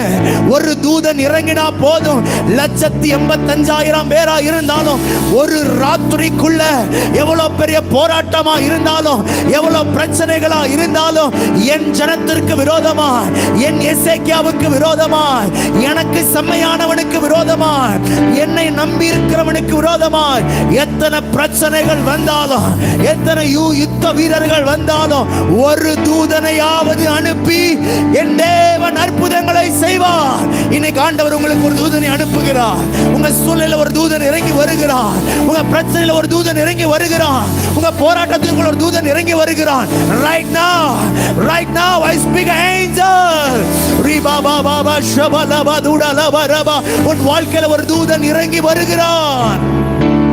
உனக்கு உதவி செய்ய உதவி செய்ய உதவி செய்ய, உங்களுக்கு அற்புதத்தை செய்ய, உங்களுக்காக யுத்தத்தை நடப்பிக்க ஒரு தூதன் இறங்கி வருகிறான்.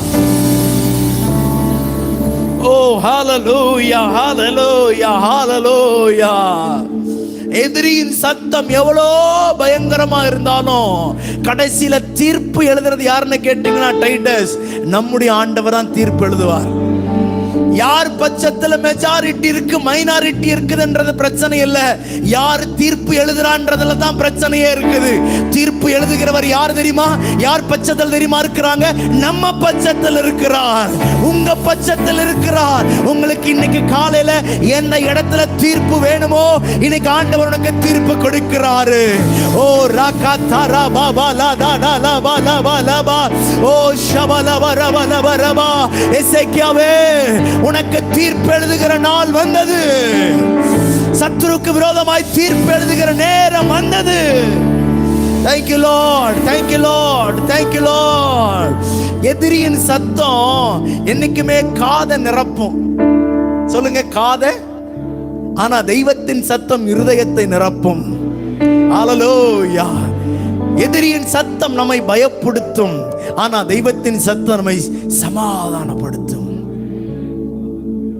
அதான பாடணும்.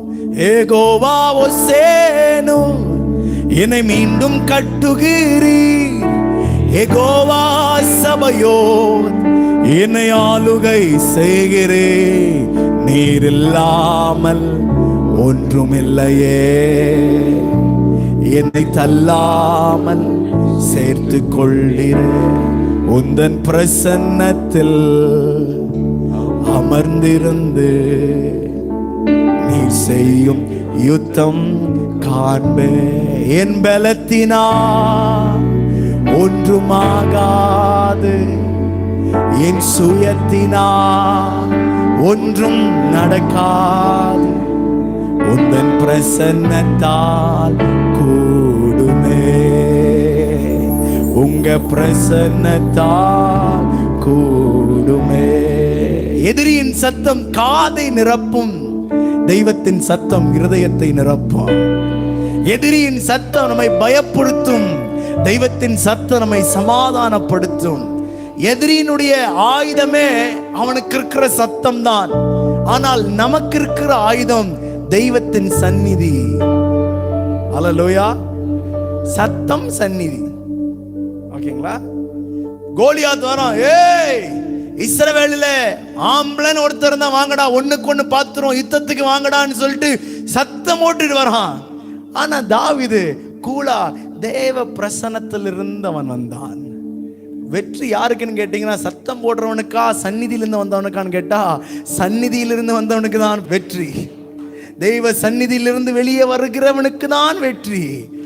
எசேக்கியா தேவ சந்நிதியில போய் பிரச்சனைகளை விரித்து ஆண்டவருக்கு காண்பிக்கிற போது பிரச்சனைக்குள் ஆண்டவர் இறங்கி வந்தது போல, இன்றைக்கு காலை வேளை தேவ சந்நிதியிலிருந்து நீங்கள் வெளியே புறப்பட்டு போகிற போது உன் வாழ்க்கையில இன்னைக்கு காலையில நீங்க சர்ச்சுக்கு வருவதற்கு முன்பாக என்ன பிரச்சனையோடு நீங்க வந்தீங்களோ, நீங்க சர்ச்சை விட்டு இந்த சந்நிதியை விட்டு நீங்க வெளியே போகிற போது பிரச்சனைகளை நீங்க தேடியும் காணாதிருப்பீர்கள். உங்கள் போராட்டங்களை நீங்கள் தேடியும் காணாதிருப்பீர்கள். எதிரியின் சத்தத்தை அல்ல, தெய்வத்தின் சத்தத்தை கேட்டு வீட்டுக்கு போகிற உங்களுக்கு சமாதானத்தை வர்ஷிக்க பண்ணுகிறோம். அல்லேலூயா சொல்ல மாட்டீங்களா? சத்தமே ஒரு அல்லேலூயா சொல்லுங்க. இன்னைக்கு கர்த்தர் சொல்றாரு, என் ஜனங்கள் 30ஆம் வசனம் தான் இன்னைக்கு கீ வசனமே. என்ன வசனம்? யூதா வம்சத்தாரில் தப்பி மீந்திருக்கிறவர்கள் மறுபடியும் கீழே வேர்பற்றி மேலே கனி கொடுப்பார்கள். யார் இந்த மீந்திருக்கிறவர்கள்? 30 வசனம் வாசிங்கன்னா, மீதியா இருக்கிறவர்கள் எருசலேமிலும் தப்பினவர்கள் சீயோன் மலையிலும் இருந்து புறப்படுவார்கள். சேனைகளின் கர்த்தருடைய வைராக்கியம் இதை செய்யும். யார் சொல்றானா? சேனைகளின் கர்த்தர் சொல்றாரு. அது எப்படி சொல்றாரு? வைராக்கியமா செஞ்சே ஆவண்டா. இன்னைக்கு ஆண்டவர் உங்களை பார்த்து சொல்றாரு, என் பிள்ளைகள் நான் இன்னைக்கு வெற்றி பெற செய்தே ஆவேன், ஜெயிக்க பண்ணியே தீருவேன். அவர்கள் தோல்வி அல்ல, அவர்களை வெற்றி நான் காண பண்ணியே ஆவேன்னு சொல்லி இந்த காலை வேளையில கர்த்தர் உங்களை பார்த்தவர் திருவுளம் பற்றுகிறார். ஒரு ஹல்லேலூயா சொல்லுங்க. Praise the Lord, praise the Lord, praise the Lord, praise the Lord, praise the Lord, praise the Lord. யார் இந்த தப்பினவர்கள்? யார் இந்த மீந்திருக்கிறவர்கள்? அசீரியா படையிலே உயிர் தப்பினவர்கள், எருசலேமுக்குள் பாதுகாப்பா இருந்தவர்கள். ஏன்னா இந்த சனகரிப்பு ராஜா தான் எல்லாரையுமே கொன்று போட்டானே, பிடித்துட்டானே. ஆனா சிலரை மாத்திரம், ரொம்ப அழகா சொன்ன போனோம்னா, கர்த்தர் தம்முடைய உடன்படிக்கையை காப்பதற்காக சிலரை மீதியாக வைத்திருந்தார். Praise the Lord. உங்க கிட்ட இருக்கிற எல்லாத்தையுமே பிசாசு அழிச்சிருவான்னு கேட்டா அழிக்க மாட்டான். சிலதை கொஞ்சம் வைப்பான். ஏன் அவன் வைக்கிறானான்னு கேட்டா அவன் வைக்கல, ஆண்டவரை மீதிப்படுத்தி வைக்கிறாரு. ஏன்னா 5 அப்போ 2 மீன் இருந்தா தானே 5000 பேருக்கு போஷிக்க முடியும். அது மாதிரி கொஞ்சத்தை மீதியா உங்கள் வாழ்க்கையில வைக்கிறாருன்னு சொல்லிட்டு, ஆண்டவரே என்கிட்ட இவ்வளவுதான் இருக்கு ஆண்டவரே, என்கிட்ட இருந்து எல்லாம் போயிடுச்சு ஆண்டவரேன்னு சொல்லி மீதியை குறிச்சு நீங்க கவலைப்பட்டிருக்கீங்க. ஆண்டவர் சொல்றாரு, இந்த மீதியை வைத்துதான் நான் மிச்ச மீதியவே நான் செய்ய போகிறேன். ஒரு அல்லேலூயா சொல்லுங்களேன். சத்தமாய் ஒரு அல்லேலூயா சொல்லுங்க. எலியா தீர்க்கதரிசி ஆண்டவரிடத்துல சொன்ன, ஆண்டவரே நான் ஒருவன் மாத்திரமே மீதியாய். அப்ப ஆண்டவர் சொல்ல, டேய் நீ மாத்திரம் இல்ல, உன்ன மாதிரி 7000 பேர்த்த நான் பாதுகாத்து வச்சிருக்கிறேன். Price the Lord. நம்ம நினைப்ப, ஆண்டவரே என்கிட்ட இவ்வளவுதான் இருக்கு, இவ்வளவுதான் மீதியா இருக்கு. ஆண்டவர் சொல்ல, இல்ல இல்ல, உன்கிட்ட இருக்கிற மாதிரி என்கிட்ட நிறைய இருக்குது. ஹalleluya, ஹalleluya. அவர் சொல்றாரு, இஸ்ரவேலில் மீந்திருக்கிறவர்கள், யூதா வம்சத்தாரில் மீந்திருக்கிறவர்கள் கீழே வேர்பற்றி மேலே அவர்கள் கனி கொடுக்கிற காலம் வரும். பிரைஸ் தி லார்ட், ஹalleluya. 31 வசனம், தப்பினவர்கள் இருக்கும். யார் இந்த தப்பினவர்கள்? அசீரியரின் கையிலிருந்து கர்த்தரால் காப்பாற்றப்பட்டவர்கள். அவர்கள் தங்கள் வல்லமையினாலே தங்களை தப்பித்துக் கொண்டார்களான்னு கேட்டா இல்ல, கிருபையினாலே அவர்கள் தப்பிக்கப்பட்டார்கள். Price the Lord. அதுல முக்கியமான ஒரு வசனம் இருக்கு, புறப்படுவார்கள். இருக்கா? புறப்படுவார்கள். சியோன் மலையிலிருந்து புறப்படுவார்கள். அப்போ இவ்வளவு நாளா அவங்க புறப்படாம ஏதோ ஒரு இடத்துல ஸ்டே ஆகி இருந்திருக்காங்க, அடைக்கப்பட்டு இருந்திருக்கிறாங்க. வெளியே வந்தா கொன்றுவான் அப்படி ஒரு சூழ்நிலை, வெளியே வந்தா சிறை பிடிச்சிட்டு போயிடும் அப்படிப்பட்ட ஒரு சூழ்நிலை, வெளியே வந்தா என்ன நடக்குன்னு தெரியாத ஒரு சூழ்நிலை. இன்னைக்கும் உங்க வாழ்க்கையில் இப்படிப்பட்ட சூழ்நிலைகள் இருந்தால் ஆண்டவர் சொல்றார், இது உன் வாழ்க்கையின் முடிவல்ல. இந்த கால வேளையில உன்னை நான் ஒரு அடி எடுத்து வைத்து புறப்பட பண்ண போகிறேன். ஹalleluya, ஹalleluya. இதுவரைக்கும் எதெல்லாம் உங்கள் வாழ்க்கையில தேக்க நிலையா ஸ்டாக்னன்ட்டான நிலைமையில் இருக்கோ, இன்னைக்கு ஆண்டவர் சொல்ற, உன்னை நான் புறப்பட பண்ண போகிறேன். ஓ ஹalleluya. நீங்கள் அடுத்த கட்டத்திற்கு முன்னேற போகிறீர்கள். சியோன் மலையில் இருக்கிறவர்கள், எல்லா குன்றுகளிலும் மேடுகளிலும் இருக்கிறவர்கள் கிட்ட ஆண்டவர் சொல்றாரு, நீ புறப்படுகிற நேரம் வந்தது. இந்த காலை வேளையில் ஆண்டவர் சிலருக்கு ஒரு புறப்பாட கொடுக்கிறாரு. நீங்கள் புறப்பட போகிறீர்கள். உங்கள் பிரயாணங்கள் ஆரம்பிக்க போகிறது. ஆசீர்வாதத்தின் தேசத்திற்கான பிரயாணங்கள் நீங்கள் துவங்க போகிறீர்கள். உங்களுக்காக ஆண்டவர் நியமித்திருக்கிற அந்த பாதைக்கு நேராய் நீங்கள் ஓட போகிறீர்கள். கைகளை தட்டி ஆண்டவரை மகிமைப்படுத்துங்க. நீங்கள் புறப்படுற போது எப்படி தெரியுமா புறப்பட போறீங்க? விடுதலையோடு கூட புறப்பட போகிறீங்க. மறுசீரமைப்போடு நீங்கள் புறப்பட போகிறீங்க. ஏன்னா நம்முடைய ஆண்டவர் மறுசீரமைக்கிற ஆண்டவர். He is a God of restoration. ஒரு புதிய ஆரம்பத்தோடு, ஒரு நியூ ஸ்டார்ட்டோடு கூட இந்த காலவெளியில கர்த்தர் உங்களை புறப்பட பண்ண போகிறார். ஆமென். இதுவரைக்கும் உங்களுக்கு செங்கடல், இன்னைக்கு காலை வரைக்கும் உங்களுக்கு செங்கடல், ஆனா இப்போ வெட்டாந்தரை. ஆமென். நீங்க என்ன பண்ண போறீங்க? வெட்டாந்தரையில நடக்க போகிறீங்க. இவ்வளவு நாளா செங்கடலை கண்டு என்னடா செங்கடல் செங்கடல் செங்கடல். நீ காண சொல்ல, உனக்கு ஒரு புறப்பாடு உண்டு, உனக்கு ஒரு புறப்பாடு உண்டு. இன்னைக்கு நீ புறப்பட போகிறாய். இந்த செங்கடலை பார்த்து நீ பயந்து போய் பின்ன பின்ன பின்ன வந்தியோ, இன்னைக்கு நீ பின்ன வர போறதில்ல, நீ முன்னாடி போக போற. ஏன்னா உனக்காக நான் முன்னாக போய் உன் வாழ்க்கையில் இருக்கிற செங்கடல்களை பிளந்து அதை நான் வெட்டாந்தரை ஆக்கி வைத்திருக்கிறேன். எழும்பு, புறப்படு. ஓ ஹalleluya, ஹalleluya, ஹalleluya, ஹalleluya, ஹalleluya, ஹalleluya. ஆண்டவர் நம்மை உயிரோடு காத்தாரே. எதற்கு தெரியுமா? நம்மை புறப்பட பண்ணுகிறதற்கு. எதற்கு புறப்பட பண்றாரு? சாட்சியாக புறப்பட பண்ண போகிறார். நீங்க இனி சாட்சி சொல்ல போறீங்க.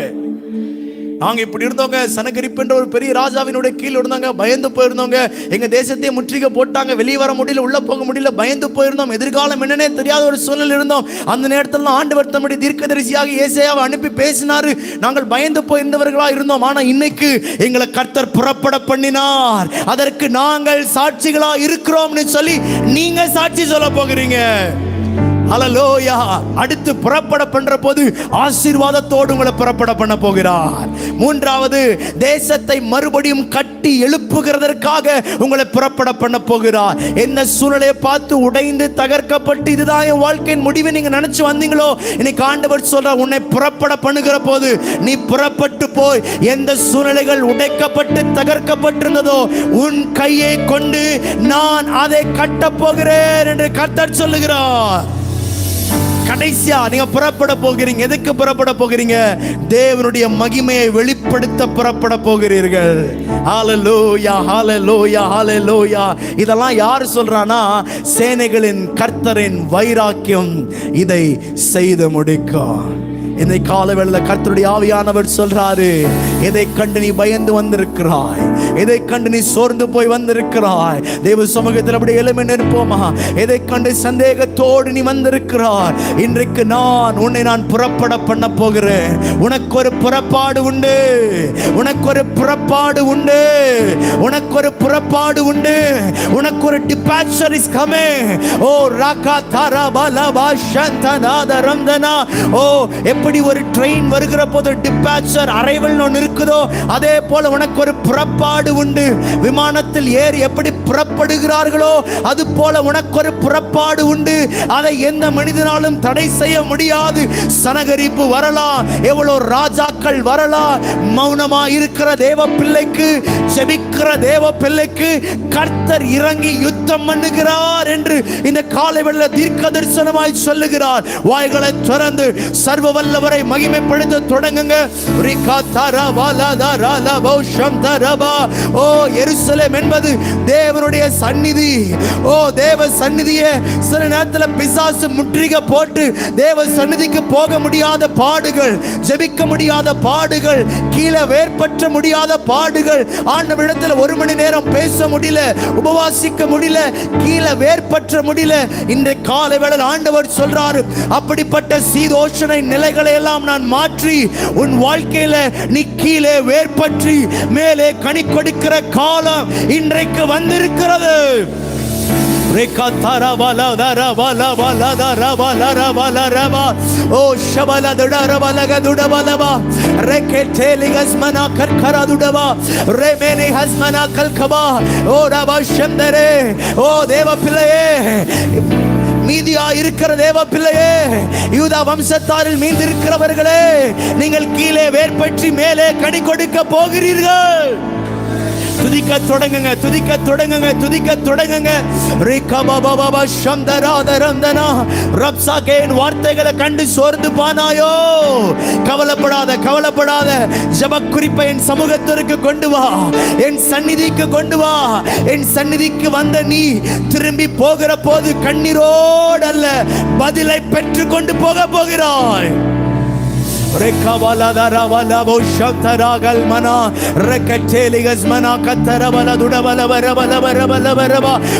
வாய்களை திறந்து ஆண்டவரை துதிக்க தொடங்குங்க, வாய்களை திறந்து ஆண்டவரை துதிக்க தொடங்குங்க. ஆண்டவர் இந்த காலை வேளையில உங்களுக்காக அவர் யுத்தம் பண்ணி கொண்டிருக்கிறார். ஓ அவர் யுத்தம் பண்ணி கொண்டிருக்கிறார். ஓ அவர் உங்களுக்காக யுத்தம் பண்ணி கொண்டிருக்கிறார். ஓ தெய்வத்தின் வார்த்தைகள் உன்னை பயப்படுத்துகிற வார்த்தைகள் அல்ல, உனக்கு சமாதானத்தை கொடுக்கிற வார்த்தைகளை இந்த காலை வேளையில் ஆண்டவர் உங்களுக்காக அனுப்பி கொடுக்கிறார். வாய்களை திறந்து ஆண்டவரை துதிக்க தொடங்குங்க, ஆண்டவரை வொர்ஷிப் பண்ண தொடங்குங்க. ஓ ஆண்டவர் இந்த காலை வேளையில் சிலருக்காக அவர் யுத்தம் பண்ணுகிறார். பிரச்சனைக்குள்ள இப்போ ஒரு தூதன் இறங்கி வருகிறார். பாலாகா ஷகடகலக துகடகல் கமானா ரெக்கெட்டேலியஸ் மனாக்கல் கமானா வாரபா. ஹalleluya ஹalleluya ஹalleluya. ஆண்டவர் உங்களுக்காக யுத்தம் பண்ணுகிறார். உங்க சூழ்நிலைக்குள் அவர் இறங்கி வருகிறார், உங்க பிரச்சனைக்குள் இறங்கி வருகிறார். ஒரு தூதன் உங்க வீட்டிற்குள் இந்த காலை வேளையில் இறங்கி வருகிறார். நீ காலையில் வந்த சூழ்நிலையோடு கூட நீங்க வீட்டுக்கு போகதில்லை. நீங்க வீட்டுக்கு போகிற போது ஒரு தூதன் இறங்கி அற்புதத்தை செய்திருப்பதை உங்கள் கண்கள் பார்க்க போகிறது. எந்த சூழ்நிலையை பார்த்து பயந்து வந்தாயோ அந்த சூழ்நிலைகள் உன் வாழ்க்கை நிரந்தரம் அல்ல, அதுக்கு முடிவு நேரம் வந்து விட்டது. Thank you Jesus, thank you Jesus, thank you Jesus. ஒரு தூதன் இறங்குகிறார், ஒரு தூதன் இறங்குகிறார். உங்க வாழ்க்கையின் சூழ்நிலைக்குள் ஒரு தூதன் இறங்கி அற்புதங்கள் நடப்பிக்கிறார். எசேக்கியாவே, நீ பயந்த நாட்கள் முடிவுக்கு வருகிறது, நீ பயந்த நாட்கள் முடிவுக்கு வருகிறது. ஓ சூழ்நிலைகளை குறித்து பயந்த நாட்கள் இயேசுவின் நாமத்தில் முடிவுக்கு வருகிறது. ஆண்டவர் உன் பிரச்சனைகளை இந்த காலை வேளையில் மாற்றுகிறார். Jesus name, Jesus name, Jesus name. இயேசுவின் நாமத்தில், இயேசுவின் நாமத்தில் மௌனமாக இருக்கிற தேவ பிள்ளைக்கு, ஜெபிக்கிற தேவ பிள்ளைக்கு மனிதனிடத்திலிருந்து உதவி உதவி அல்ல, தெய்வத்தின் இடத்திலிருந்து உதவி வருகிறது. கைகளை தட்டி ஆண்டவரை துதிக்க தொடங்குங்க. ஆண்டவரை துதிக்க தொடங்குங்க. உங்க வாழ்க்கையில ஒரு தூதன் இந்த காலை வேளையில இறங்கி வருகிறான். உங்க பிரச்சனைகளுக்குள், உங்கள் போராட்டங்களுக்குள் நசரேயனாகிய இயேசுவின் நாமத்தில் ஒரு தூதன் இறங்கி வருகிறார்.